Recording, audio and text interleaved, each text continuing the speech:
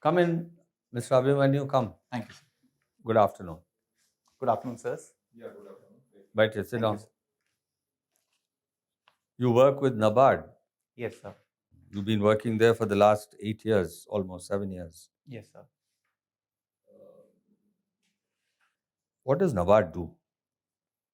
Sir, NABARD is a development financial institution that mainly caters to the credit requirements for the rural agriculture sector, sir. Does NABARD give loans to state governments? Yes, sir. For what? Sir, mainly for the infrastructure creation in the rural areas. We have a fund called Rural Infrastructure Development Fund, and also for warehouse purposes and food processing purposes like the mega food park. We have financed some state governments for that, sir. You're a student of political science. Yes, sir. Can you tell me something about Sri Aurobindo Ghosh? Yes, sir. Sir, he was a freedom fighter. He was also a political theorist and also uh, one of the spiritual figures in the pre-independence India, sir. Did he live after independence or he died before independence? Was he alive at the time of independence? Uh, Sir, I'm not sure about it. Okay. Are you aware of his philosophy? Yes, sir. Can you say something about his philosophy? Sir, he has given a very elaborate account of theory of nationalism. Basically, sir, the idea of India as a nation was on very flimsy grounds. Like some called it as a geographic expression, some called it as a nation in the making. But he was the first person who expounded that India was always a nation, and nation is not a territory. Nation is a spirit, and which is eternal. And the spirit of India is bound to emerge. Maybe it has gone under the shadows for some time, but it is bound to emerge. So he has given a very elaborate account of India as a nation and the benefit the world would derive from Indian nationalism. And he also talked about super rational beings. What does he mean by that? Sorry, sir, I have not read this thing. Political science, who's the political thinker you like the most? Sir, I like Aristotle and Kautilya most as far as the political science is concerned. Aristotle, for what? For his doctrine of the mean, or for what in Aristotle's philosophy attracts you to him?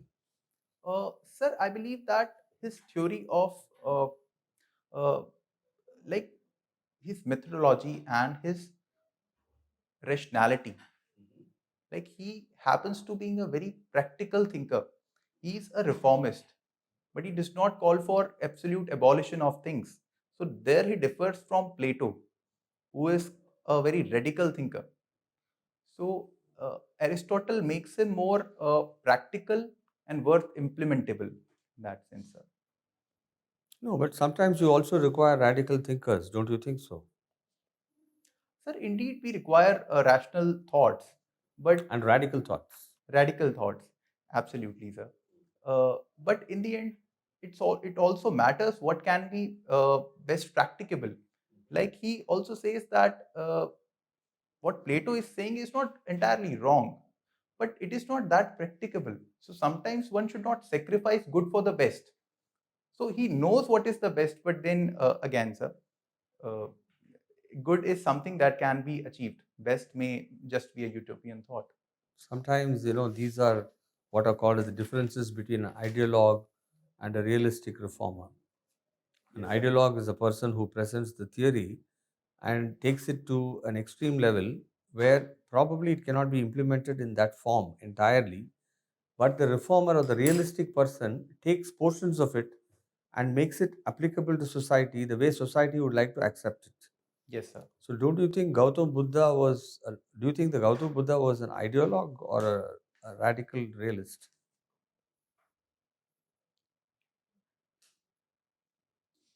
Sir, I believe that Gautam Buddha was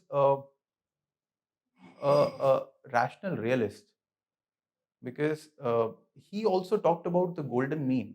Now, he was uh, also not up for sacrificing the good for the sake of the best. So you have some similarity between Aristotle and Gautam Buddha. They all talk about the golden mean. Now we come to Gautam Buddha and then Adi Shankara. Adi Shankara was able to bring back Vedic Hinduism um, by debating with the theories of Buddhism and Jainism.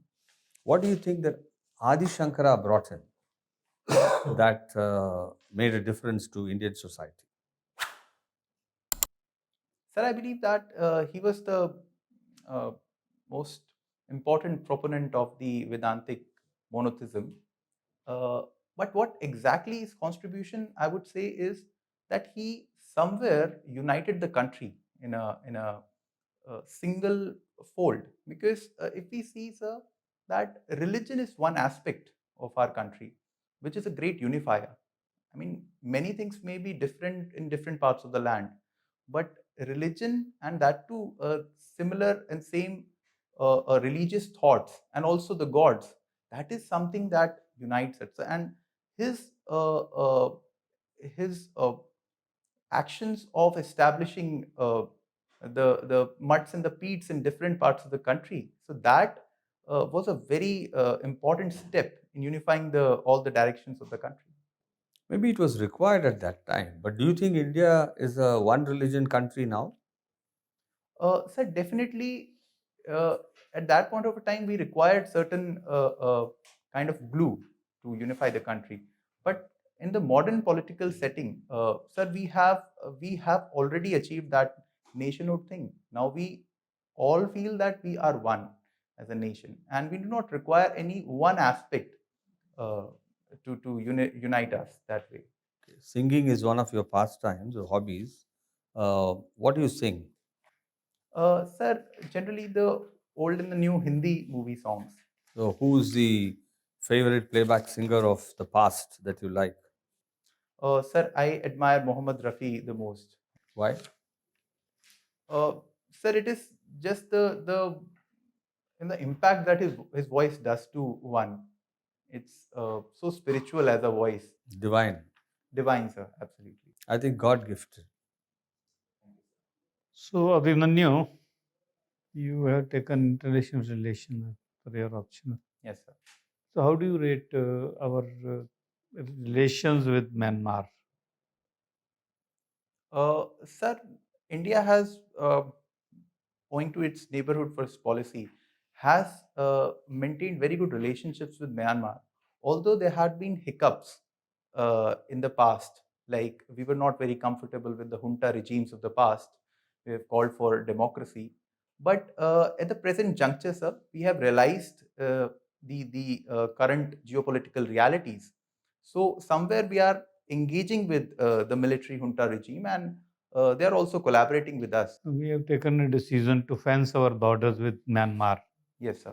So, that is in a way, we want to keep distance from them. Why? So, our borders were otherwise open all along. Sir, indeed, but as far as the current security settings in the region, that has become somewhere important because there's a lot of influx of people because there's a kind of a civil war going on in the country. A lot of people migrating to our part of the land. There is gun running. There is narco But terrorism. we were adopting some look east policy. What will happen to that now? Sir, I believe that both can go hand in hand because our engagement should not only be defined by the open borders because in most of the parts of the world, we don't have open border We policies. had look east policy, then we called it act east policy. What is that? What is the difference?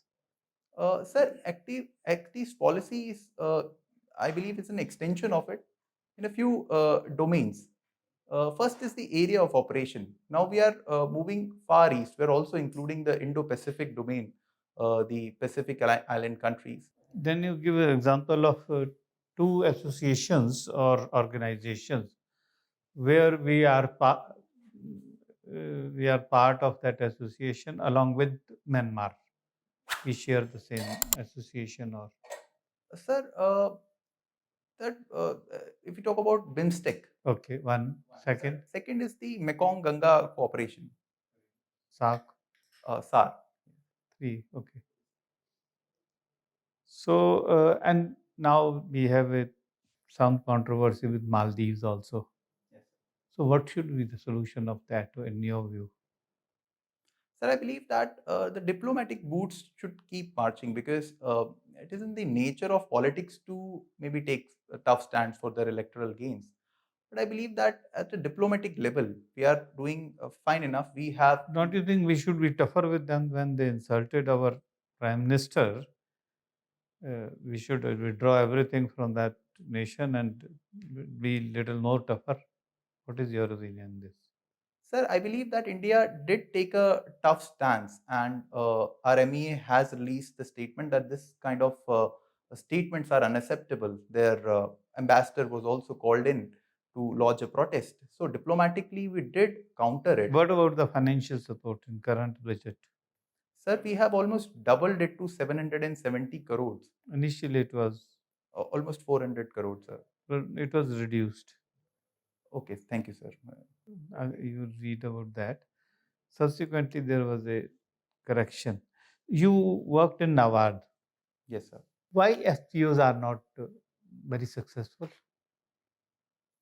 So, there are a few reasons to it because I have been closely working with the FPOs. NABARD is pushing that on behalf of government. Yes, sir.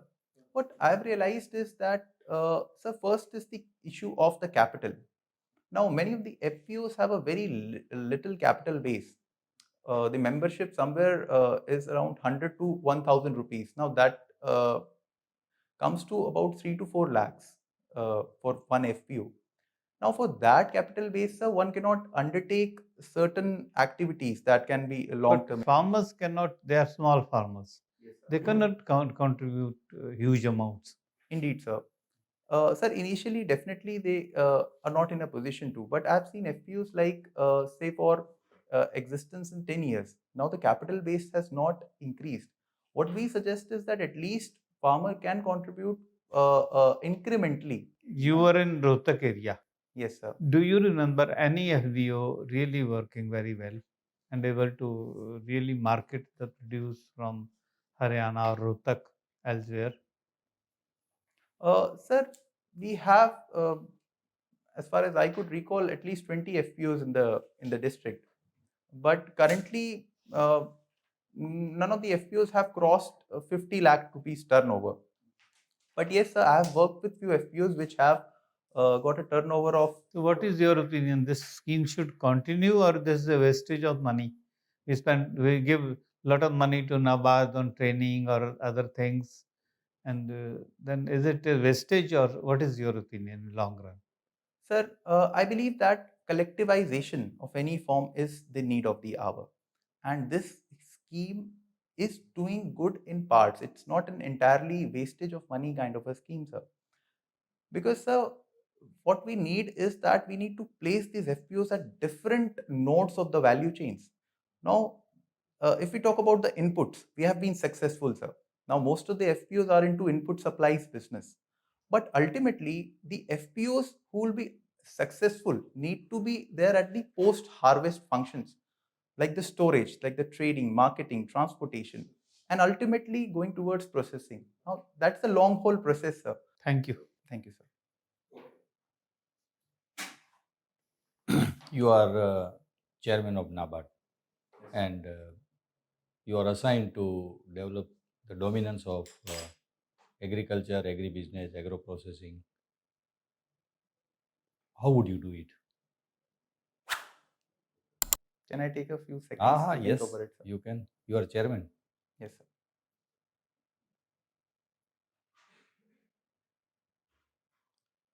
Yes, sir. Sir, as a chairman of NABARD, in order to facilitate the agri-businesses, agro-processing units, my first task would be to provide for an uninterrupted supply of institutional credits for these businesses. Now, for that, sir, what we face in institutional credit is the problem of collateral security. For that, sir, some kind of a credit guarantee fund, if we can create, like we have certain subsidiaries of ours which can No, operate. these are mechanism Yes. and post-decision operational mechanism. But you have to identify the goals that these are the areas where I need to develop. These are administrative steps. How would you, what are the areas you would like to promote to make a balanced agricultural development and to make a dominant sector? Suppose I give you two examples. Our pulse production is around 32 lakh metric ton, and our requirement is more than 41 lakh metric ton, and we are importing. Why should we? To import substitution is one of your areas. Yes, That the gap we should promote by local agriculture. Yes. Likewise, right, sir. Sir, in that domain, like if we want to promote certain niche crops or certain important crops for import substitution, the kind of steps that Chairman NABARD, as a Chairman NABARD, I can take is uh, to provide incentive mechanisms. Like, sir, NABARD is providing refinance support to our farmers. Now, there can be a concessional rate of finance that NABARD can offer for certain kind of crops, which eventually would be a kind of nudge effect to the farmers. Second, sir, NABARD is also into direct developmental operations. Now we can have certain FPOs working in this domain of pulses and all these, and we can provide them branding and marketing support from our various developmental funds. Third, sir, again, because credit happens to be the most important function that NABARD plays. There, sir, we can go for some kind of a joint liability group mechanism, some kind of a credit guarantee fund mechanisms, so that there is a flow of credit to these areas. okay. We have been hearing that India is moving towards becoming Hindu nation. What do you think? Sir, I do not see any merit in these things because India has a very, very strong secular credentials to it, sir. And maybe the apprehensions are coming from uh, like very kind of fringe elements, but it does not really reflect the kind of society and polity we are. Okay. Should time has come for India's role in United Nations Security Council as permanent member? Sir, I believe that it is long due now that we are the rightful owners of our of the permanent seat there, because we happen to be the largest democracy of the world. Now, also third largest economy in PPP terms. We're also the largest contributor to the UN peacekeeping forces, and also a strong adherent to international laws. So I believe that only with inclusion of India, then a meaningful United Nations can be there for the future. Okay. After your selection, suppose you are posted in Delhi, that you should look after the brain gain program to bring back the noted scientists, experts, technocrats. How would you do it? Because brain drain is a known subject now, Yes, sir. but brain gain is a different concept taking place. And government of India has promoted one scheme also. What is that scheme?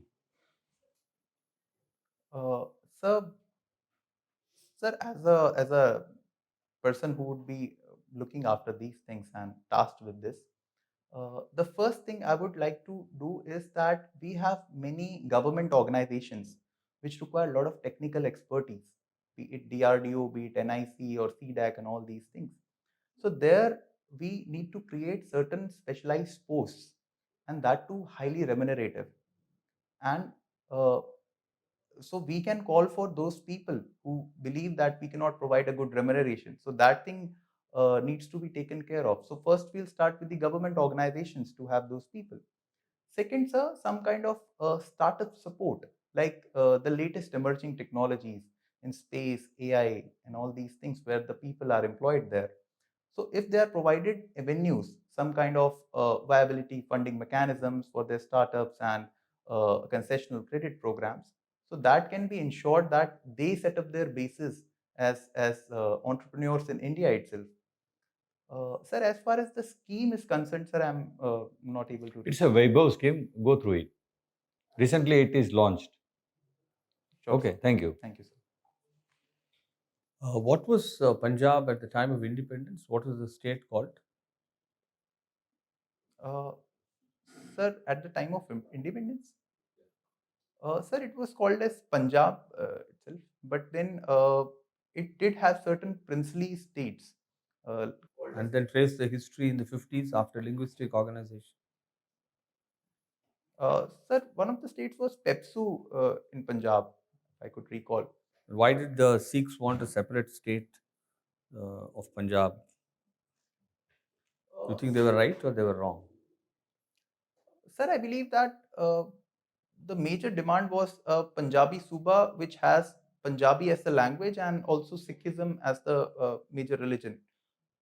I believe, as far as the demand is concerned, sir, as a democratic country, every section of the society has a right to demand statehood or fulfill their regional aspirations.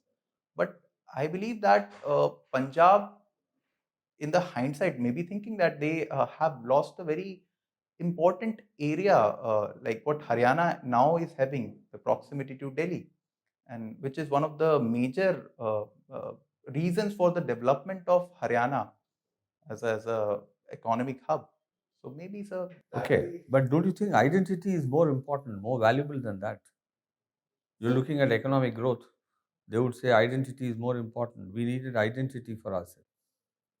Sir, I believe that different people have different kind of preferences. In the case of Punjab, they definitely believe that regional identity was more important than any other The consideration. linguistic identity, as you mentioned about Gurumukhi. Do you think Gurumukhi and Hindi are vastly different? Yes, sir. As far as the script is concerned, they are different, but yet, as far as the script is entirely different, sir. But when we talk about the spoken part of it, The dialect is similar. yes, sir. So there was no case for a state, but it was given by Mrs. Indira Gandhi. Sir, I believe that even with the joint Punjab, also the area was still tenable. It was not very large. It was manageable, so it need not have been given, according to you. Sir, I believe that the kind of circumstances there would have been, maybe the government of the day find it uh, fine to provide a statehood to the people. Do you think Sikhs and Hindus form part of the same religion? I do believe, sir. You believe or you don't? Sir, as far as the core of it, I believe, because Sikhism itself is a very new religion that way, and it's nothing very different from Hinduism, as in, sir. What are the teachings of Guru Nanak Ji?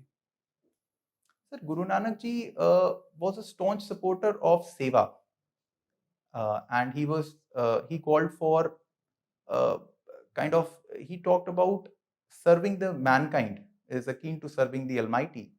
Second, sir, he was a very staunch supporter of equality among all castes. He did not consider any caste. Equality. Equality, seva, service, and charity. Yes, sir. Charity, how is it followed or practiced in the Sikh religion? Are you aware? Sir, charity, I believe, sir, every Sikh household, what I have seen from my limited experience, they donate a part of their household stuffs, in the sense that rations and all. How much is it according to Guru Nanak Ji? How Sir, much is at it least supposed to be? 10%. 10%. You're right. Thank you. We'll call you. Thank you, sir. Thank you, sir.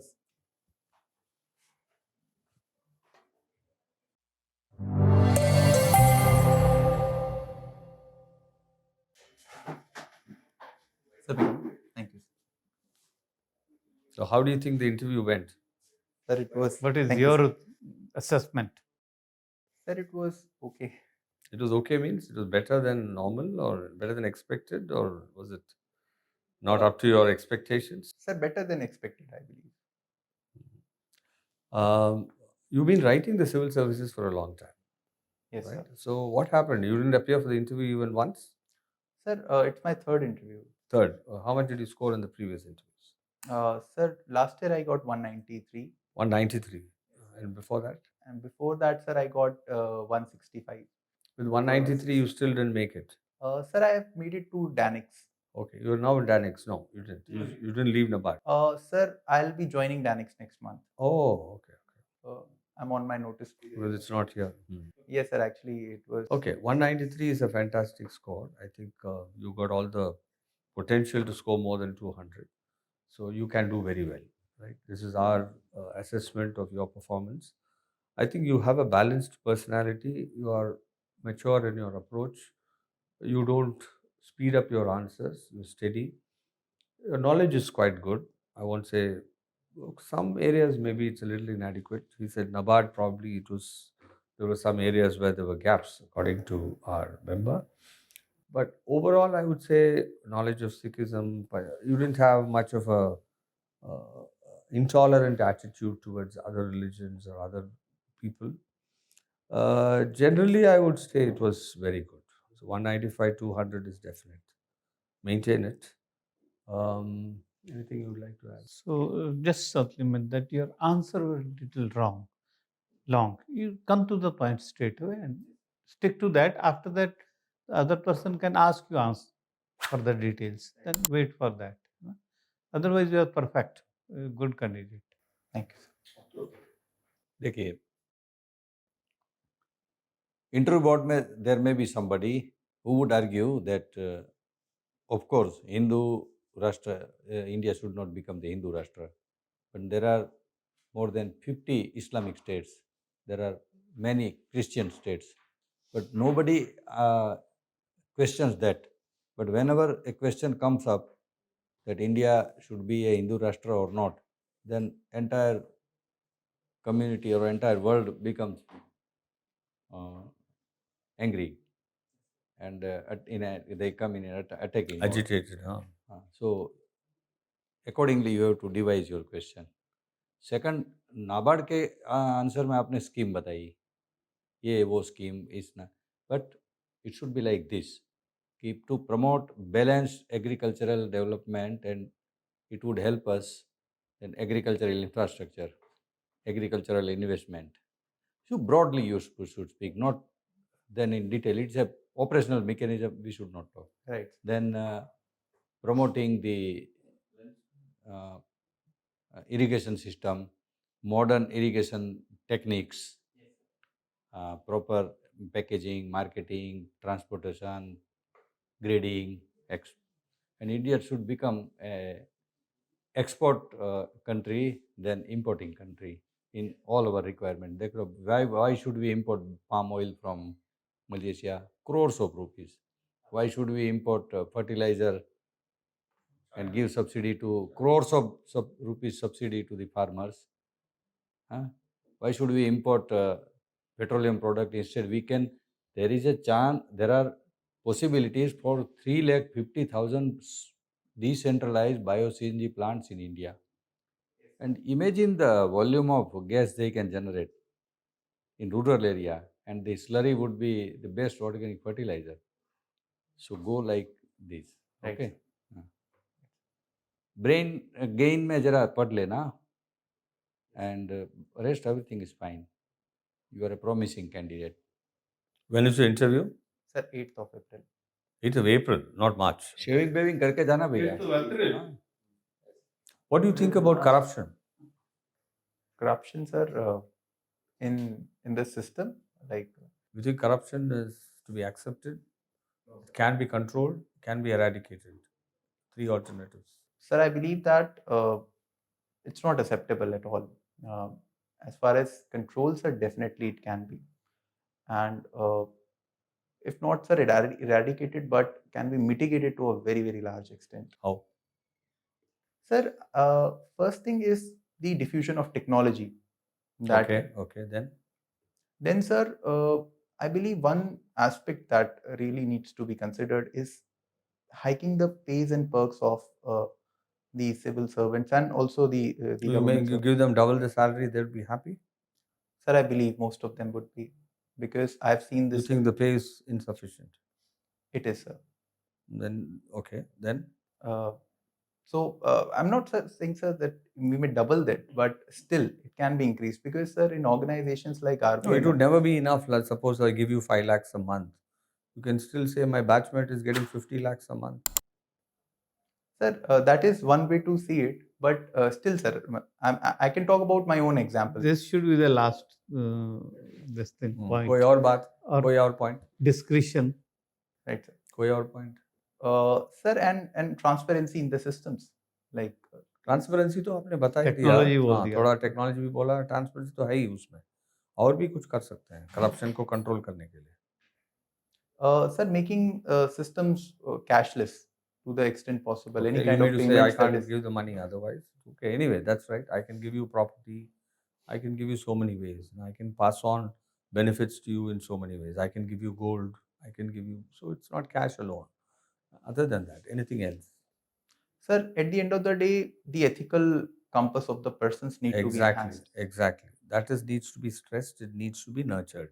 That is what you should stress. Don't talk about inadequate pay. That will not be well received. That should Though be the last point. could be realistic, but cannot, because they go through a system. There is a pay commission, and apart from that, now they have disbanded pay commission. There's a no more pay commissions, but they said we'll go on the basis of some DNS allowance plus. But I don't think the government is in any mood to give you a huge increase in salaries. So let that not be a negative point. I think, as the member has said, I think you should keep that to the end. Maybe you can say a small increase in pay and allowances, or some kind of reward for good work in terms of recognition could be a welcome step. But I don't think you can expect a big increase in remuneration. Okay, I have been in the IAS for 38 years and 5 months. I can tell you, every government, every pay commission we have represented, and nowhere has it been agreed to. You can do all that after you join service, but not at the time of the interview. Yes, sir. So because this is a very important interview for you, you come this far, and I would like you to succeed. I think you have very good chances of success. Since your father is an assistant executive engineer, there could be a question on corruption. Right, sir. Okay, I don't know. Is he working in the the public works department, or Sir, he was in the state electricity department. He is retired now. all of them are the same? So corruption is definitely an issue in all these departments. So any member can ask you questions. Prevention of Corruption Act, Prevention of Money Laundering Act, then RTI, transparency, electoral bond scheme, Supreme Court judgments, and a host of issues we can ask you, but there's no time. So be prepared for all this. All the best. Thank Do you, sir. well. Thank you. Thank you, sir.